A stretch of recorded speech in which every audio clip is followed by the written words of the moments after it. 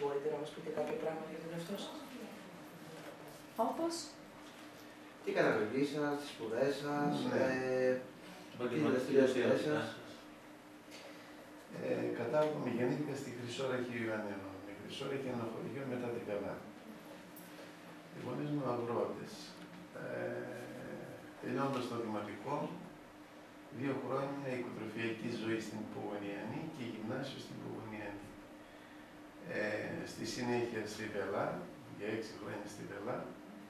Το 1974 που φοιτήσα το διδασκαλείο Βελάς, στρατιωτική θητεία. Σαν δάσκαλος διορισμός αμέσως μετά τη στρατιωτική θητεία και παράλληλα τέλειωσα το τμήμα της Δημόσιας Διοίκησης του Πάντιου Πανεπιστήμιου. Πρωτοδούλεψα στη Σπάρτη, στη συνέχεια Αθήνα, μετεκπαιδεύτηκα σαν δάσκαλος στο Μαράζιο διδασκαλείο και στο Λούντβιγκσμπουργκ της Γερμανίας. Υπηρέτησα στη συνέχεια και εκεί για 5 χρόνια και από το 2000 περίπου επέστρεψα γενέτειρα εκεί, στα Γιάννηνα. Δούλεψα σαν διευθυντής σχολεία της πόλης των Ιωαννίνων, σαν προϊστάμενος γραφείου και σαν σχολικό σύμβουλο στην Άρτα, από όπου και συνταξιοδοτήθηκα. Με την τοπική αυτοδιοίκηση ασχολούμαι από το 2006, σαν αντιδήμαρχος Καρπακίου, υπεύθυνος για ζητήματα παιδείας, πρόνοιας, αθλητισμού, πολιτισμού και με την ίδια πάλι ιδιότητα σαν αντιδήμαρχος Πογονίου συνεχίζω από το 2010. Αυτά σε γενικές γραμμές. Πολύ ωραία. Θα θέλατε να μας πείτε ποια είναι η σχέση σας με τη Βελά? Με δεδομένο ότι βίωσα τα χρόνια εκείνα που δομείται η συναισθηματική μας η συναισθηματική μας έρχεται μάλλον η συναισθηματική μας ορίμανση, η ψυχική μας και η ψυχική μας ορίμανση.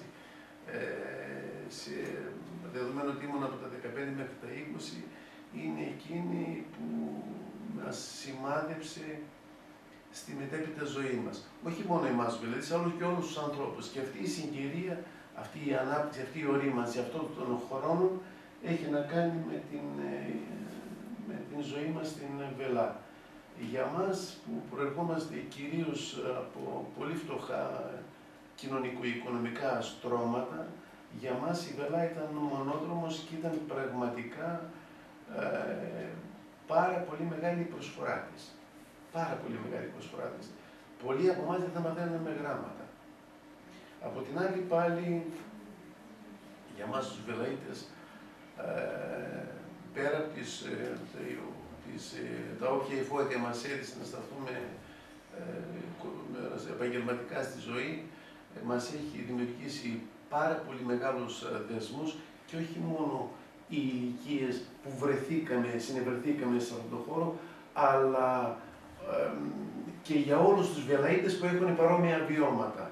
Δηλαδή, τηρουμένων των ολογιών, όπως είναι, λέμε, οι ομογάλακτοι, έχουν κάποια παράξενη σχέση, έτσι ακριβώς λέμε και εμείς οι ομοκάζανοι, ανεξάρτητα από ό,τι φάγαμε από το καζάνι της Βελάς, τραφήκαμε με το καζάνι της Βελάς, θεωρώ ότι μας δημιούργησε τέτοιες σχέσεις που από πρώτο χέρι έχουμε πλησίασμα ο ένας με τον άλλον σε σχέση με κάποιους άλλους, τέλος πάντων, συναδέλφους μας. Για κάποια χαρακτηριστικά περιστατικά που θυμάστε είτε από τη σχολική σας ζωή, είτε από τη συναστροφή με τους συμμαθητές σας. Είναι πολλά. Και από όσα τα βλέπουμε, σίγουρα τα βλέπουμε έτσι πιο στρογγυλοποιημένα και με εκπτώσεις. Παραδείγματι, η πολλή πειθαρχία που υπήρχε. Στη Βελά τότε επαναστατούσαμε σε ό,τι έχει σχέση με την αυστηρή τήρηση του προγράμματος. Θυμάμαι, επαναστατούσαμε ή το γεγονός ότι παρότι είχαμε έναν τεράστιο πορώνα κάτω από τη Βελά και σε μεγάλο βαθμό τα φροντίζαμε εμείς μάλλον εκείνα τα δέντρα, ιδιαίτερα στη συλλογή των καρπών, ήταν αποκλειστικά και μόνο δική μας δουλειά. Τότε θυμάμαι ότι ενώ ήταν τόσο πλούσιος, παράδεισος πραγματικά, ιδιαίτερα την εποχή της ορίμανσης των φρούτων, λοιπόν, μας χωμίδησε όλος ο τόπος. Παρ' όλα αυτά δεν είχαμε έτσι, δεν μας δίνονταν το φρούτο τόσο εύκολα. Βέβαια, εμείς είχαμε τη λύση, τα βράδια πηγαίναμε κανονικά και κλέβαμε τα φρούτα. Λοιπόν, και όταν έμπαινες πλέον μέσα στους θαλάμους, εκεί που είχαμε τις δουλάπες μας, είχες την αίσθηση ότι έμπαινες σε μανάβικο, γιατί η μυρωδιά δεν, εντάξει, κρύβεται το αχλάδι, το μύτο, όμως η μυρωδιά διαχαιόταν σε όλο το θάλαμο. Λοιπόν, έτσι εξασφαλίζαμε. Αργότερα μάλιστα, όταν τέλειωνε η συγκομιδή και ήταν μόνο στις αποθήκες και με δεδομένο ότι δεν είχαν ψυγεία και αφήνανε κάποια παράθυρα ανοιχτά σε δροσερούς χώρους, και εκεί είχαμε αυτή τη λύση με κάτι μακριά ξύλα, με πρόκα στην άκρη τα καρφώναμε και τα ψαρεύαμε προς τα έξω. Δεν ξέρω αν έγινε κατανοητό το πώς θα... Λοιπόν, όμως είχε πάρα πολλά καλά που δεν τα είχαμε, επαναλαμβάνω, αλλού. Παρά είχε μια πλούσια βιβλιοθήκη. Για μας ήταν σημαντικό, γιατί το εξωσχολικό βιβλίο, παρότι δεν ήταν θεσμοθετημένη η επίσημη εκπαίδευση να προωθεί, ας το πούμε, το σχολικό βιβλίο, δεν γινόταν καν αναφορά για το σχολικό βιβλίο, λογοτεχνία κλπ. Πέρα από τα εγκεκριμένα του Υπουργείου βιβλία. Εν τούτης, τα απογεύματα μέσα από τη βιβλιοθήκη της σχολής μπορούσαμε να γευτούμε τους καρπούς της λογοτεχνίας, της παγκόσμιας και ντόπιας λογοτεχνίας, πράγμα το οποίο δεν το είχαν ένα παιδί που για τα δεδομένα εκείνης της εποχής, που δεν ήταν δύσκολη η πρόσβαση στην αγορά τέτοιων βιβλίων. Από την άλλη πάλι, το γεγονός ότι είχαμε πολύ χρόνο και ζούσαμε και πρέπει να τον οργανώσουμε. Και έτσι λοιπόν, σε ό,τι έχει με αθλητισμό, με ποδόσφαιρο κλπ. Οργανώνουμε το χρόνο μας έτσι, δεν αναλώνονταν πουθενά αλλού, με αποτέλεσμα ήταν γεμάτος. Καθημερινά θα έχει ποδοσφαιρικό αγώνα, κάθε μέρα υπήρχε ένας άγραφος κανόνας. Η Δευτέρα ήταν υπεύθυνη για το γήπεδο η πρώτη τάξη, η Τρίτη κλπ. Καθημερινά λοιπόν ήταν ευθύνη του γηπέδου και μια τάξη, η οποία φρόντιζε, κανόνιζε όποτε ήθελε η ποδοσφαιρική ομάδα με όποια τάξη να παίξουν. Καθημερινά θα είχαμε ποδοσφαιρικό αγώνα. Από την άλλη πάλι, το θέμα της αυτοεξυπηρέτησης σημαντικό για τη μετέπειτα ζωή μας. Η υποτροφιακή ζωή μπορεί να έχει περιορισμούς, αλλά αυτό μας βοήθησε στο να είμαστε και να λειτουργούμε αυτονομημένα στην υπόλοιπη ζωή μας. Κανείς από τους Βελαίτες, όχι μόνο προσωπικά εγώ, αλλά και από τους Βελαίτες, δεν άκουσα να ανασχετήσει κάποιος τον πήγε τώρα το παραδείγματι. Ή στη συνέχεια, όταν βρέθηκε μόνος του, δούλεψε κάπου στη ζωή, λοιπόν, δεν δυσανασχέτησε το πώς θα εξασφαλίσει το δωμάτιό του, θα το περιποιηθεί, θα βρει στο φαγητό του κλπ. Σε όλα αυτά πιστεύω ότι τα προστάμε στην Ελλάδα. Είναι πολλά, πρέπει να έχουμε πολύ χρόνο για να μην σηκωράζει. Θα σταματήσουμε τώρα. Άλλο. Μπορείτε να μας περιγράψετε τις σχολικές καθημερινότητες. Ποιες ήταν οι σχολές σας στον ελεύθερο χρόνο? Στον ελεύθερο χρόνο. Και την καθημερινότητα, πώς ξεκινούσατε, τι ώρα ξυπνούσατε, Ναι, αν θυμάστε κάποια πράγματα. Δεν θυμάμαι έτσι τι ώρα ξυπνούσαμε. Γύρω στις 7.30 πρέπει να ήταν το ηγερτήριο. Είχε πρωινό. Πρωινό συνήθως τσάι με τυρί ή με ελιές ή γάλα με μαρμελάδα. Αυτό το πρωινό. Έπρεπε υποχρεωτικά να πάμε. Βέβαια, κάποιες φορές κάναμε κουτσουκιά, αλλά μας έπαιρνε ο ύπνος, τέλος πάντων μας. Αν και ήταν υποχρεωτικό, είχες επίπληξη ή τιμωρία αν δεν βρισκόσασταν στο πρωινό. Στη συνέχεια, μετά το πρωινό γινόταν η προσευχή, μάθημα κλπ. Ετοιμάζαμε τα κρεβάτια μας περιποιημένα και συνέχεια κατεβαίναμε για προσευχή και μάθημα και τέταρτο και μισή ξεκινούσαν, ερχόντουσαν και οι καθηγητές από τα Γιάννενα, γινόταν το μάθημα 6 ώρες, κανονικά μέχρι το μεσημέρι. Ενδιάμεσα μας δινότανε, στο πρώτο διάλειμμα, θυμάμαι καλά, μας δινότανε πρωινό, όχι πρωινό, ψωμί με ελιές ή ψωμί με τυρί. Ακόμα έτσι είναι λίγο πολύ. Το μεσημέρι, Έχουν αλλάξει πολλά. ναι, το δικατιανό που λένε οι διαιτολόγοι τώρα. Λοιπόν, το μεσημέρι φαγητό, ό,τι έχει σχέση με το στρώσιμο του φαγητού, το αναλαμβάνουν με τη σειρά οι μαθητές των πρώτων 4 τάξεων. Το μάζεμα μετά τα πιάτα κλπ, τα υπολείμματα όλα, πάλι ήταν ευθύνη με τη σειρά. Υπήρχε, όπως επίσης και η προετοιμασία του φαγητού. Θυμάμαι το καθάρισμα στις φακές, στις πατάτες. Πάλι με σειρά μέσα από εμάς γινόταν. Το μεσημέρι λοιπόν φαγητό, στη συνέχεια ξεκούραση μέχρι τις 3:30 η ώρα, ξεκούραση ή οπωσδήποτε ποδόσφαιρο, και κάποιοι πολλές φορές, επειδή δεν μας έφτανε ο χρόνος τα μεσημέρι για ποδόσφαιρο, φροντίζαμε, ξυπνούσαμε το πρωί και κάναμε ποδοσφαιρικές συναντήσεις και τα πρωινά. Πριν δηλαδή τις 8 ώρα που θα ήταν το πρωινό. Το απόγευμα λοιπόν μετά τον ελεύθερο χρόνο είχε από 3:30 μέχρι 5:30 μελέτη, απογευματινό φαγητό, ψωμί, τυρί ή ψωμί με ελιές κλπ. Μια μικρή βόλτα. Ευκαιρία για κανένα τσιγάρο όσοι το είχαμε ξεκινήσει. Λοιπόν, και στη συνέχεια από τις 6 μέχρι τις 8:30 πάλι μελέτη. Στη μελέτη ήταν η προετοιμασία για την επόμενη μέρα ή η επίσκεψη στη βιβλιοθήκη, για αυτό που σας προανέφερα. Και στη συνέχεια φαγητό και ύπνος. Κάνα μισάωρο έτσι χαλάρωμα, λοιπόν, και ύπνος. Κατά καιρούς έγιναν προσπάθειες να γίνει απόδειπνο κλπ. Δεν ευόδωσε, δηλαδή το είδαμε έτσι καταπιεσμένα, αντιδράσαμε, δεν περπάτησε τούτο εδώ. Τη φροντίδα την είχε πάντοτε ένας καθηγητής που έμενε εφημερία στην σχολή, θα έμενε εκεί πέρα. Φρόντιζε τέλος πάντων για το αν τηρείται το ωράριο κλπ. Σε ό,τι έχει σχέση επίσης με την ποιότητα του φαγητού, υπήρχε από τις μεγάλες τάξεις, τις 2 τάξεις, η 5η και η 6η τάξη ήταν οι αντίστοιχες πρώτο και δεύτερο έτος της Ακαδημίας. Κάναμε δηλαδή τα παιδαγωγικά. Λοιπόν, είχε την ευθύνη για την τήρηση, αν εφαρμόζεται σωστά το πρόγραμμα της σύντησης, η ποιότητα του φαγητού κλπ. Στην αγορά των προϊόντων για σύντηση ήταν άτομα πάλι από τις μεγάλες τάξεις που παρευρίσκονται στην αγορά για την ποιότητα των προϊόντων που έπρεπε να αγοραστούν κλπ. Αυτά, και το βράδυ ύπνο. Το βράδυ κρυφά, βέβαια, λίγο ραδιόφωνο, δεν είχαμε ραδιόφωνο, απαγορεύονταν το ραδιόφωνο, δεν είχαμε τηλεόραση, όμως κρυφά κάποια τρανζιστοράκια με κάποια ακουστικά κάτω από τα κρεβάτια. Λοιπόν, ακούγαμε τα τραγούδια που έπρεπε να ακούσουμε, λοιπόν, τις εκπομπές που θέλαμε να ακούσουμε, τους σταθμούς που έπρεπε να ακούσουμε.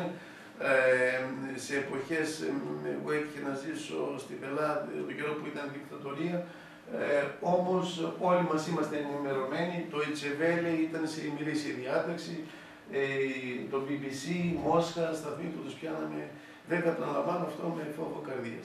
Ή κάτω από τις κουβέρτες, με ένα φακό θα διαβάζαμε και Μάσκα, θα διαβάζαμε και Μικρό Ήρωα, την παραλογοτεχνία της εποχής εκείνης. Δεν επιτρέπονταν στο πλαίσιο του σχολείου. Δεν επιτρέπονταν, ναι. Δεν επιτρέπονταν, απαγορεύονταν, ναι. Λοιπόν, μήπως θυμάστε ποιες δυσκολίες αντιμετωπίσατε? Δυσκολίες. Πού σας δυσκόλεψε? Σε βάθος χρόνου, επαναλαμβάνω, είναι και στο χαρακτήρα, όχι στο χαρακτήρα, στον άνθρωπο να διώχνει ό,τι κακό υπήρχε, βίωσε. Ένα αυτό. Και δεύτερον, όταν απολούμε το παρελθόν, με δεδομένο ότι τούτο εδώ ανάγεται στο νεαρότερο της ηλικίας μας, λοιπόν, θυμόμαστε τα ωραία πράγματα και με ιδιαίτερη νοσταλγία τα ξαναφέρνουμε στη μνήμη μας. Επαναλαμβάνω, για το λόγο ότι ανάγεται, έτσι πιστεύω, μια παράμετρος είναι αυτή, ανάγεται στο νεαρότερο της ηλικίας μας. Όμως, αναμφίβολα, το γεγονός ότι προκειμένου να έρθουμε μέχρι το Καλπάκι έπρεπε να έχουμε ενυπόγραφη άδεια από το διευθυντή της σχολής. Ήταν μια διαδικασία που τη βλέπουμε πολύ ανούσια και τέλος πάντων το είχαμε και ανάγκη. Από την άλλη πάλι η ελευθερία του να εκφράζεσαι δεν ήταν στο βαθμό που πιστεύω ότι έπρεπε να, δηλαδή η δημιουργική σκέψη και η δημιουργική έκφραση του μαθητή δεν μπορώ να πω ότι ήταν στα πλαίσια που επιβάλλονταν. Βέβαια το κρίνουμε ύστερα από τόσα χρόνια, ύστερα από 40 χρόνια και ίσως να αδικούμε. Για τα δεδομένα εκείνα όμως θεωρώ ότι το αισθανόμαστε τούτη εδώ την έλλειψη ελευθερίας, για να πω της πολύ αυστηρής πειθαρχίας, για να μην αδικώ. Μας ενοχλούσε. Ένα αυτό. Δεύτερο, σε ό,τι έχει σχέση με αυτό που σας προανέφερα, με τα φαγητά με τα φρούτα. Παρότι υπήρχε πληθώρα φρούτων, θεωρούσαμε τότε ότι έπρεπε ανεπέρδετος να υπάρχει μήλο αχλάδι. Και τη στιγμή μάλιστα εκεί ήταν μια πικρία αυτό, τη στιγμή που εμείς τα μαζεύαμε. Λοιπόν, τέλος πάντων, όμως αυτά επαναλαμβάνω σε βάθος χρόνου τίποτα. Αυτή η Βελά ήταν ωραίες εμπειρίες και θεωρώ, και το λέω για άλλη μια φορά, ότι για μας που προερχόμαστε από αυτά τα στρώματα ήταν τηρωμένων των ολογιών, ήταν κολέγιο, ό,τι ήταν το κολέγιο εκείνη την εποχή στην Ελβετία, για μας, τολμώ να πω, για μας ήταν κολέγιο η Βέλα. Μπορείτε να μας πείτε ποια ήταν τότε η σχέση ανάμεσα στους μαθητές και στους καθηγητές της σχολής και ανάμεσα στους ίδιους τους μαθητές. Ο δεσμός που αναπτύχθηκε... Μία-μία τις ερωτησούλες, μία-μία. Να απαντάει σε μία-μία. Ποια ήταν τότε η σχέση ανάμεσα στους μαθητές και στους καθηγητές της σχολής. Ήταν καθηγητές πραγματικά που ήταν πολύ απρόσιτοι. Και εκεί που αναμφίβολα τότε είμαστε καταπέλτης στην κριτική απέναντί τους. Όμως και τώρα ειλικρινά πάλι σε βάθος χρόνου και από απόσταση κρίνοντας, να μην τους κακίσω τόσο πολύ, έτσι ήταν η νοοτροπία. Ήταν ο καθηγητής από καθέδρας. Όμως από την άλλη έλειπε προφανώς η παιδαγωγική προσέγγιση του ή ίσως να έφυγε και η εκπαίδευσή του, δεν ξέρω. Εκείνο πάντως που έχει σημασία ήταν και οι καθηγητές πραγματικά, οι οποίοι σήμερα θα έστηκαν άριστα και στα τωρινά δεδομένα. Είχαν πολύ καλή σχέση με τους μαθητές και ήταν πραγματικά αυτοί οι οποίοι μείνουν στη μνήμη μας δώσανε πολλά πράγματα. Γιατί κακά τα ψέματα, σαν δάσκαλος, μπορεί να μεταφέρεις 1000 γνώσεις στα παιδιά, ή αν δεν κερδίσεις την αγάπη των παιδιών, δεν τους περνάς τίποτα. Η οικειότητα τους περάσεις, θα το διαγράψουν βγαίνοντας από το σχολείο ή να τον πείσω να πω βγαίνοντας από την αίθουσα. Όταν όμως υπάρχει καλή σχέση, υπάρχει πραγματικά αγάπη με την ευρία έννοια του όρου, λοιπόν, τότε αυτή η σχέση μετουσιώνεται σε μια ένας άριστος παιδαγωγικός έρωτας και μια άριστη παιδαγωγική παράγοντες που φτιάχνουν την παιδαγωγική ατμόσφαιρα, απαραίτητο στοιχείο για μια καλή και δημιουργική διδασκαλία. Ο δεσμός που αναπτύχθηκε τότε με τους συμμαθητές σας διατηρείται ακόμη? Άριστος. Άριστος. Είναι αυτό που σας είπα πάλι, αισθανόμαστε σαν τους ομογάλακτους. Ήμασταν ομοκάζοι, αισθανόμαστε σαν ομογάλακτους. Και σε τακτά χρονικά διαστήματα που ανταμώνουμε, κάθε χρόνο 16 του μήνα, είναι το αντάμωμα όλων των βελαητών. Από οποιαδήποτε χρονιά και αν τέλειωσαν. Βέβαια, κατά καιρούς κάναμε και κάποιες συναντήσεις, οι τάξεις μας. Φέτος, για παραδείγματι, στα πολλά χρόνια είχαμε εμείς εδώ στη Βελά. Μια ημέρα που ήταν πραγματικά γεμάτη συναίσθημα, γεμάτη αναμνήσεις, θύμησες, πάρα πολύ ωραία. Ποια ήταν τα εφόδια που σας έδωσε η Βελά για τη συνέχεια της ζωής? Πολλά εφόδια. Δεν ξέρω πώς θα ήταν η εξέλιξή μας. Εκείνο που πολλά εφόδια, όχι μόνο γνωσιακά, όχι μόνο στο ότι μας έδωσε πολλές αντιστάσεις, μας έχει κάνει υπεύθυνους, αυτόνομους, λίγο παραπάνω από όσο πρέπει, με το να στεκόμαστε με μεγαλύτερο, ίσως θα ήταν και αρνητικό αυτό βέβαια, με το να είμαστε πολύ περισσότερο από όσο πρέπει άνθρωποι του πρέπει. Δεν ξέρω αν αυτό το πέντε σας μπερδεύει. Λοιπόν, όμως θεωρώ ότι είναι απάβγασμα της βίωσής μας στον χώρο αυτό της Βελάς. Επαναλαμβάνω, όχι ντε και καλά μέσα στις 6 ώρες που γινόταν το μάθημα. Αλλά στο σχολείο, αυτό γενικότερα, γιατί ήταν ένα σχολείο, ολόκληρη η ύπαρξή μας μέσα στην συμβίωσή μας και η συνύπαρξη με τους άλλους τους μαθητές και μέσα σε αυτό το πλαίσιο λειτουργίας της Βελάς. Αν μετά από τόσα χρόνια που έχουν περάσει, σας δινόταν η δυνατότητα να αλλάξετε κάτι στη σχολή και μπορούσατε, τι θα ήταν αυτό? Μια ερώτηση, πολύ ωραία και δύσκολη.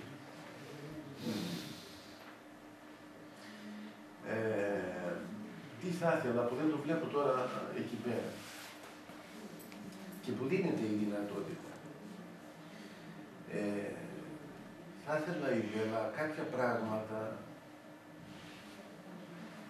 και το λέω και σαν εκπαιδευτικός, κάποια πράγματα να έχει λίγη περισσότερη επαφή με την φύση. Πολλές από τις διδασκαλίες να γίνονται βιωματικές. Παραδείγματι, η Βελά βρίσκεται σε έναν χώρο που η χλωρίδα και η πανίδα κυριαρχεί και είναι αντιπροσωπευτική της όλης της περιοχής και όλης της Υπήρου. Πολλά πράγματα πιστεύω θα μπορούσαν να γίνουν και έξω. Δηλαδή, θα είναι κρίμα, επί παραδείγματι, να μιλάς για τα μοναστήρια, παραδείγματι, μια και έχουμε τον πατέρα εδώ, λοιπόν, και να μην επισκεφτείς το Σώσο, να μην επισκεφτείς τον Άγιο Αθανάσιο Χρυσόραχης.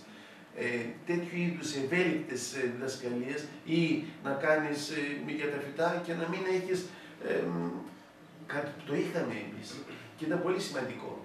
Να σας πω μια εμπειρία. Σήμερα ασχολούμαι λίγο με τις μέλισσες ερασιτεχνικά και μου αρέσει αυτό που κάνω, αλλά αυτό πάλι ανάγεται στη Βελά. Ανάγεται στη Βελά. Είχα εμπειρία από εκεί πέρα. Κουβαλάω από την Βελά του την εμπειρία και αυτό τη συνεχίζω και την έχω σαν χόμπι σήμερα. Αυτά τα πράγματα και με δεδομένο ότι, επαναλαμβάνω, έχει κάποιους χώρους που θα μπορούσαν τούτα εδώ τα πράγματα να τα βιώσουν, να τα πιάσουν με τα χέρια μας. Να φύγει από τις τάξεις, πάρα πολλά πράγματα να φύγουν από τις τάξεις και να γίνουν βιωματικά. Θεωρώ ότι τούτο εδώ, με μια ευελιξία των αναλυτικών προγραμμάτων, θα μπορούσε να γίνει. Και άλλα πράγματα όμως είναι μεγάλο το θέμα που με έπαινες και δεν θα ήθελα έτσι εκ του προχείρου να απαντήσω. Και θα σταματήσω εδώ. Δεν ξέρω αν υπάρχει κάποια άλλη ερώτηση από τη χορηγήτρια ή από τους μαθητές. Πάντως, από την μεριά θα ήθελα να σας ευχαριστήσω για τον χρόνο σας και για τις γνώσεις που μας παρήχατε. Και ευχαριστούμε πάρα πολύ. Εγώ να σε ευχαριστήσω γιατί για τη Βελά πάντοτε μου αρέσει και μια επίσκεψη εκεί πέρα, ειλικρινά και τώρα που σκέφτομαι που δεν πείτε καμιά φορά, μου αρέσει και χαίρομαι.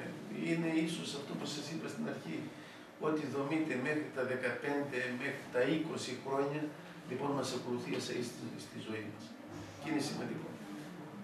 Αυτό να το έχετε και εσείς σαν εκπαιδευτικοί, επιτρέψτε μου, είστε πολύ νεαρότεροι από μένα, αλλά θεωρώ πολύ σημαντικό πραγματικά αυτό που θα δώσουμε στα παιδιά μας και εμείς σαν δάσκαλοι είμαστε ακόμη σε μεγαλύτερο πλεονέκτημα σε σχέση με εσάς τους καθηγητές, γιατί μέχρι τα 12 χρόνια ακόμα περισσότερο, ακόμα πιο βαθιά χαράσετε η πορεία εκείνη που θα ακολουθήσουμε στη ζωή μας.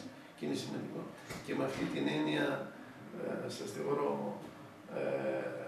σας μακαρίζω, όχι μακαρίζω γιατί το χάρηκα το επάγγελμα που δούλεψα, το χάρηκα και αν γινόμουν πάλι, ήμουν 18 χρόνια και γινόμουν, ήταν να διαλέξω επάγγελμα πάλι δάσκαλος, θα έλεγα. Λοιπόν, ήταν πολύ καλή δουλειά μας. Να είστε καλά, σας ευχαριστώ. Σας ευχαριστούμε και Ευχαριστούμε πάρα εμείς. πολύ. Να ξέρετε ότι και τα παιδιά, στην ουσία, είχαμε φτιάξει αυτές τις ερωτήσεις. Τα παιδιά, στην ουσία, σκέφτηκαν τις ερωτήσεις αυτές, έτσι, και το προετοίμασαν. Και ήταν η πρώτη τους επαφή, στην ουσία, με το να πάρουν συνέντευξη από κάποιον άνθρωπο σε μια τέτοια θέση και νομίζω ότι τα πήγανε πάρα πολύ καλά. Πάρα πολύ καλά και χαίρομαι να σε διακόψω λίγο, με συγχωρείς, και χαίρομαι αυτό που μου είπες. Ότι τα παιδιά μόνο τους κάνουν τις ερωτήσεις και εσείς ήταν απλά και μόνο θεατές και τίποτα άλλο. Βοηθήσετε αυτό που τα παιδιά κάνανε. Πάρα πολύ καλά. Μπράβο σας. Ευχαριστούμε πολύ. Πάρα πολύ. Ελπίζουμε να τα κάνουμε πάλι. Και εγώ ευελπιστώ, εδώ είναι σχεδόν όλα τα πρωινά. Όμως πηγαίνοντας για το χωριό μου, περνάω από τη Γαλά, θα χαρώ να το βρεθούμε εκεί. Όπως χαιρετισμούς και στον διευθυντή σας και στον πατέρα Δημήτρη. Να είστε καλά.